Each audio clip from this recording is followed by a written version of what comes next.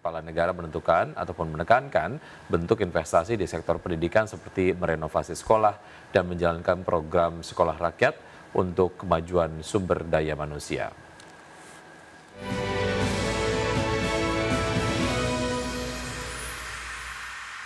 Presiden Prabowo Subianto menegaskan pemerintah dengan segala daya di tahun depan akan menginvestasikan seluruh potensi perekonomian untuk sektor pendidikan.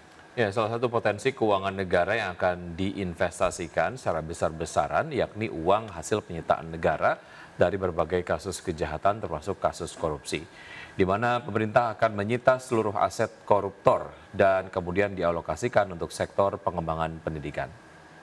Menurut Presiden, pendidikan merupakan kunci utama menuju masa depan bangsa yang lebih baik. Kepala negara menentukan ataupun menekankan bentuk investasi di sektor pendidikan seperti merenovasi sekolah dan menjalankan program sekolah rakyat untuk kemajuan sumber daya manusia.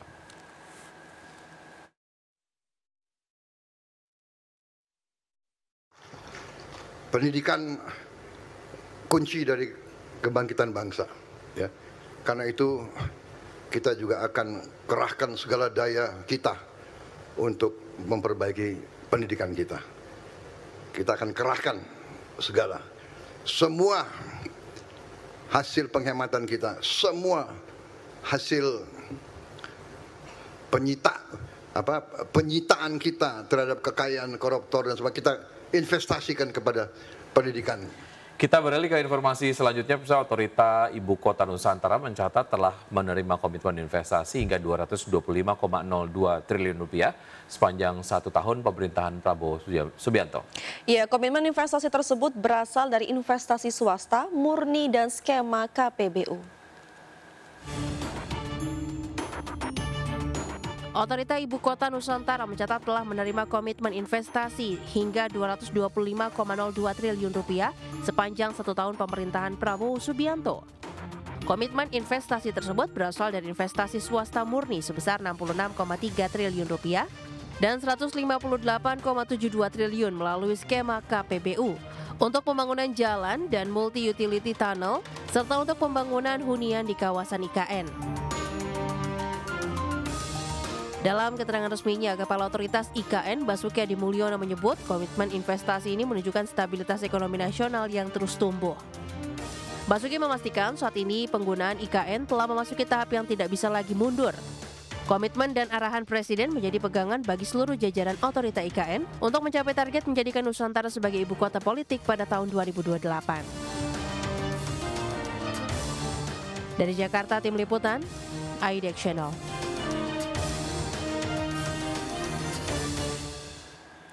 Ya, pemirsa, sebelum kita akhiri Market Plus, kita akan simak terlebih dahulu data dari pergerakan IHSG di pukul 9:23 waktu Indonesia bagian Barat. Seperti Anda dapat saksikan di layar televisi, IHSG sejauh ini bergerak melemah ya. Pasnya tadi dibuka menguat, tapi kemudian berbalik arah menjadi melemah. Sejauh ini bergerak melemah 0,34% ke level 8.126,291.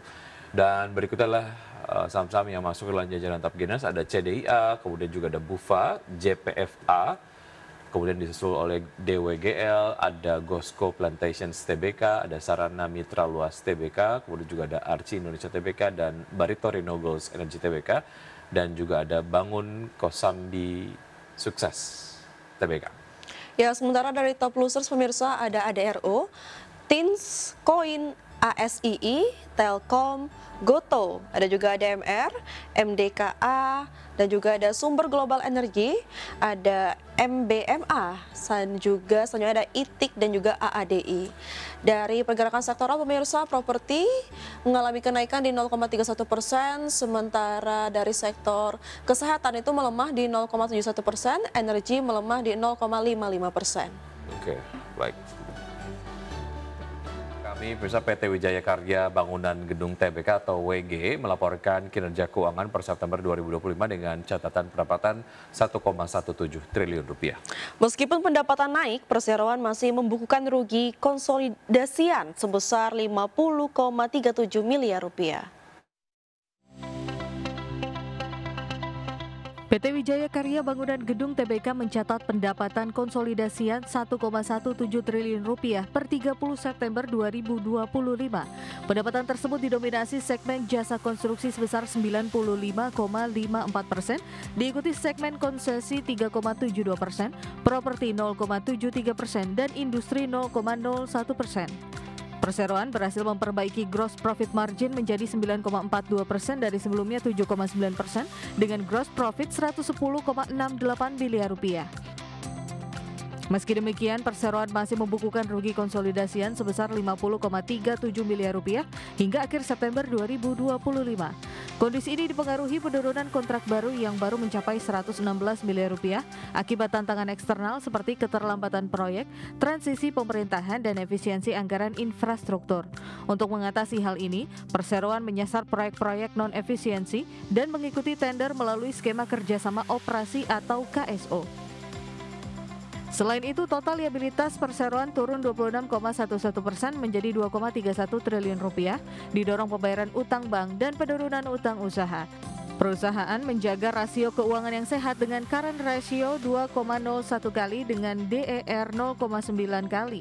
Direktur Utama Hadian Prabudita optimistis kinerja akan pulih pada 2026 melalui fokus pada proyek Green Building, KPBU, dan inovasi produk modular yang berkelanjutan. Berbagai sumber IDX Channel. PT United Tractors Tbk mengumumkan rencana pembelian kembali atau buyback saham dengan nilai maksimal 2 triliun rupiah. Ya, berdasarkan keterbukaan informasi, jumlah saham yang akan dibeli tidak akan melebihi 20% dari modal ditempatkan dan disetor Perseroan, serta tetap memperhatikan ketentuan free float saham tidak akan menjadi kurang dari 7,5%. Buyback saham UNTR dilaksanakan pada 31 Oktober 2025 hingga 30 Januari 2026. Perseroan dapat menghentikan pelaksanaan buyback saham sewaktu-waktu dalam hal terdapat kondisi-kondisi antara lain seperti telah terpenuhnya jangka waktu 3 bulan, dana yang telah dikeluarkan Perseroan mencapai 2 triliun rupiah, atau keputusan Perseroan untuk menghentikan buyback saham. Manajemen United Tractors meyakini pelaksanaan buyback saham tidak akan memberikan dampak negatif yang material terhadap kinerja operasional dan pendapatan. Karena pada saat ini Perseroan memiliki modal dan arus kas yang cukup untuk membiayai buyback saham dan membiayai kegiatan usaha Perseroan.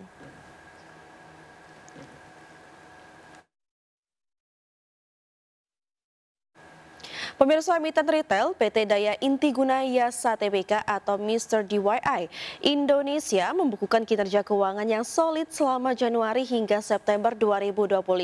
Ya, dari sisi top line penjualan mencapai 5,77 triliun rupiah atau meningkat 17,27% secara year on year. Sedangkan dari sisi bottom line laba bersih tercatat sebesar 790,28 miliar rupiah atau meningkat 0,76% secara tahunan.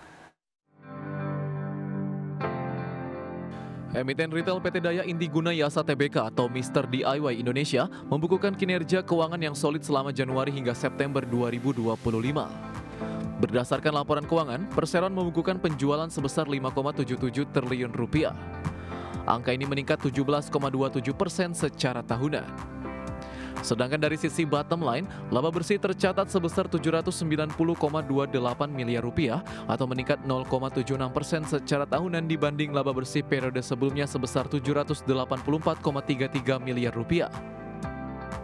Khusus dalam kuartal 3, tercatat laba bersih Perseroan tumbuh 12,7% secara tahunan menjadi 285 miliar rupiah. Sementara itu, EBITDA selama 9 bulan pertama 2025 naik 15,7% secara tahunan menjadi 1,87 triliun rupiah. Perseroan juga membukukan pertumbuhan kas bersih dari aktivitas operasi sebesar 94,5% menjadi 1 triliun rupiah, sekaligus mempertahankan rasio utang terhadap ekuitas yang sehat di level 0,4 kali.